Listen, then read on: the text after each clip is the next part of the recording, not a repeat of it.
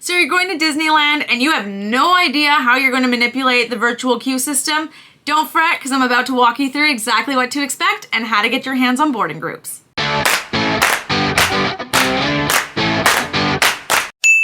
Hey guys, welcome back to my channel. My name's Lindsay, aka SwishWilly, and I talk about all things Disney. So if you're into that sort of thing, make sure you hit subscribe and click that notification bell to be notified each time I make a new video. Today's video is a little bit different. We're going to be talking about the Disneyland Virtual Queue system. Now there are 3 different attractions at Disneyland that currently operate with the Virtual Queue system. One is a little wonky. It's not there all the time, so that we'll get to a little bit later. But the main 2 that people really want to know about is Rise of the Resistance and Web Slingers. Rise of the Resistance has been operating on the virtual queue system since the very beginning of its operation. And in turn, Web Slingers is following suit, and they have been operating in virtual queues since they opened not that long ago. The attraction that doesn't always show up on the virtual queue system is the Indiana Jones ride. I'm going to touch back on that virtual queue process a little bit later because it doesn't really work the exact same way as Web Slingers and Rise of the Resistance. The very first thing you're going to need for the virtual queues is the Disneyland app. The app is free, so don't you worry, and creating an account is also free. Now, Disney has always done great things with their apps within the parks. However, since the pandemic hit, they have really increased the use and desire and necessity of having the Disney World app and the Disneyland app on your phone. This allows you to mobile order your food, get into queues, all that fun stuff. So make sure that you get your hands on that app because you do need it. Now, once you have this app and you create your account, you want to make sure that you link all of your park passes to your account. Once you have that and all your park reservations are also included, you're good to go and you'll be able to jump in that virtual queue whenever you're ready. Now, if you're traveling with several other people, you want to make sure that they also have the app. They've also added their account with their park passes, and you guys all link your passes together. If you link your passes together, you're going to basically be able to ensure that you'll be able to ride the virtual queues together. If you each try to get your own individual boarding group, the chances are you're probably not going to end up on the same one. So you definitely want to try and do it together to allow for seamless execution. Sorry about that. I didn't realize that my dog had just messed up my bed. So, okay, here we go again. Now you have the Disneyland app. You've created your account, you've linked your park passes and park reservations, and you've linked all of the people that you are currently traveling with. Perfect. The next thing you got to get ready for is that 7 a.m. virtual queue boarding group drop. So both Web Slingers and Rise of the Resistance will drop at 7 a.m. on the nose. Now, in order to get either one of these, you need to have a valid park admission and a park reservation for the specific park the attraction is in. So if you have a park reservation for Disney California Adventure Park, you have to try for Web Slingers. If you have a Disneyland reservation, then you can try for Rise of the Resistance. Now the rule is you cannot have both Web Slingers and Rise of the Resistance from the 7 a.m. drop at the same time.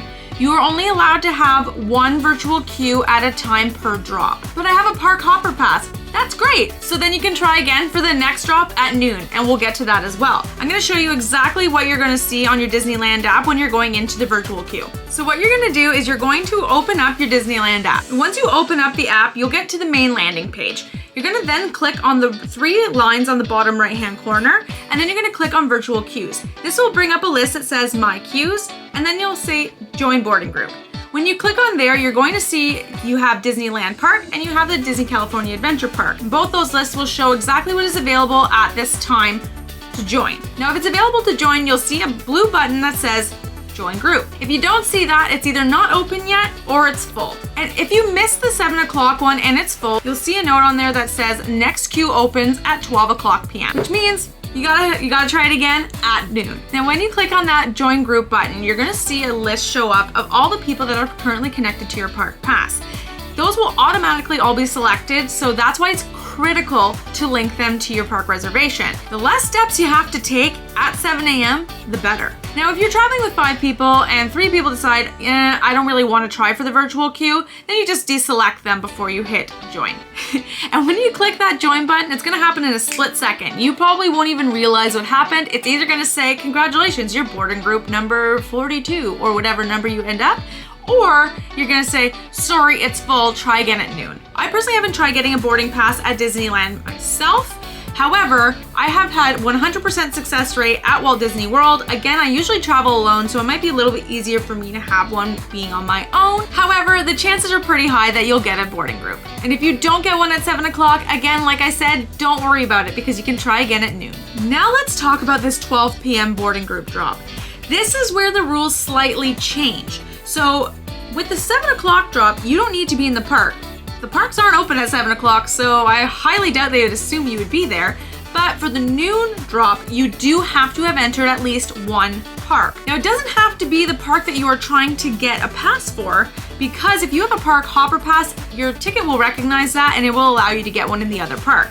But if you do not have a park hopper pass, you want to make sure that you are entering the park with the park reservation of the park that you are trying to go to for that attraction. I don't even know if what I just said there made sense. So basically, if you want to ride Rise of the Resistance and you don't have a park hopper pass, let's hope that your park reservation is for the Disneyland park and that you have already entered it by noon. And if you're trying for Web Slingers and you don't have a park hopper pass, let's hope that you've entered Disney California Adventure by noon. This is where the Walt Disney World one does differ a little bit. It doesn't matter at Disney World if you have a park hopper pass or not. You have to physically be in Hollywood Studios for that second drop to get on Rise of Resistance. So Disneyland's got a little bit easier. However, those parks are definitely closer together than the parks at Disney World.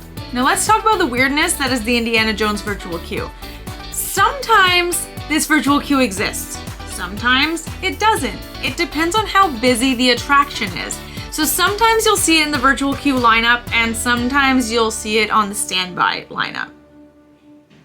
It's a little confusing, but I'm gonna do my best to kind of clarify what you need to know. Right now I'm looking at the Disneyland boarding group list and it looks like only Rise of the Resistance is currently listed. So that means probably that Indiana Jones is going to be on standby. So now what I'm going to do is I'm going to actually go and check the ride wait times and see if Indiana Jones is listed there. So I did find it on the standby list and it's currently displaying as if it only has a 20-minute wait. So that would be why it's not showing up in the virtual queue. So what you're going to want to do frequently while you're in the park is continually check back and forth between the virtual queue and the standby queue. If it is not on this list of wait times, that means it's into virtual queue. And if it's not showing up in the virtual queue section, then that pretty much means that it's on standby. So you want to make sure that you are continually cross-referencing standby and the virtual queues to make sure you don't miss out on the Indiana Jones adventure. I know that kind of seems a little annoying, and it might very well be for you. It depends on how you are. So if you're one of those people who tries to avoid being on your phone as much as humanly possible, unfortunately, the parks now, you kind of need the app, but what you can also do is you can simply just walk over to Indiana Jones and see if it's on standby. With that being said, I love the apps because it tells you exactly what the ride wait times are for every single attraction. It even tells you if it's down for inclement weather. Now here's my absolute pro tip for when you are trying to get a boarding group. The best thing you can possibly do is to actively avoid being on the Disneyland park Wi-Fi. Try as much as possible to use your data and try and go into a place that isn't as congested as others. So for the 7 a.m. drop, if you're staying at a local hotel, I highly recommend that you stick in the room and you still use your data. Try not to use a hotel Wi-Fi because sometimes those can be a little bit spotty. So you want the best connection possible. The faster your connection, the higher chances are your phone's gonna move fast enough to get you into that virtual queue. Now for the noon drop, yes, you have to be in the park. You can't avoid that and you can't be outside of the park. I get that. So what you want to do is you want to still make sure you are using your own data on your phone and not using the park Wi-Fi, and find a spot in the park that isn't nearly as busy. Try and find somewhere that has a wider range, there's more sky and open space around you, and less people. That'll give you the best connection possible. Now this is a step that a lot of people don't think about. You want to make sure that your phone is set to automatic time. I know some people who play games on their phone, and in order to gain more lives, you kind of advance your time and it kind of tricks the whole system. You want to make sure that you do not do that if you're trying to get on Rise of the Resistance or on Web Slingers. You want to make sure your phone time is set to automatic. So go into your phone settings, into your date and time, and make sure that that is switched on. Because when you go on, you want it to be 7 o'clock on the nose according to your phone and according to the system, and not 7:01 in the system, but 7 o'clock on your phone. Now I mentioned this earlier, so I am going to reiterate it again. You can only have one reservation per group drop. So if you have a Disneyland park reservation, but you have a park hopper pass, you're going to want to get your 7 a.m. drop for Rise of the Resistance and then try for Web Slingers at noon. If you have a park reservation for Disney California Adventure Park, you want to get that 7 a.m. drop for Web Slingers and try for Rise of the Resistance at noon. Unfortunately, you can't have both at the same time. I'm pretty sure you can get on the Indiana Jones Virtual Queue regardless if you have Rise of the Resistance and or Web Slingers. Correct me if I'm wrong. If you know different, please make sure I know in the comments because I am not 100% clear on that, but that's how I think it goes. But the way it looks, Indiana Jones is typically 90% of the time on standby. Thank you for watching this video. I hope you enjoyed it. Make sure you give it a big thumbs up. And don't you forget to hit subscribe and click that notification bell to be notified each time I make a new video. Make sure you comment down below and let me know if you're super excited, if you're gonna plan for Rise of Resistance or Web Slingers. What is your go-to first? Thanks again, and I hope to see you around soon. Have an awesome day.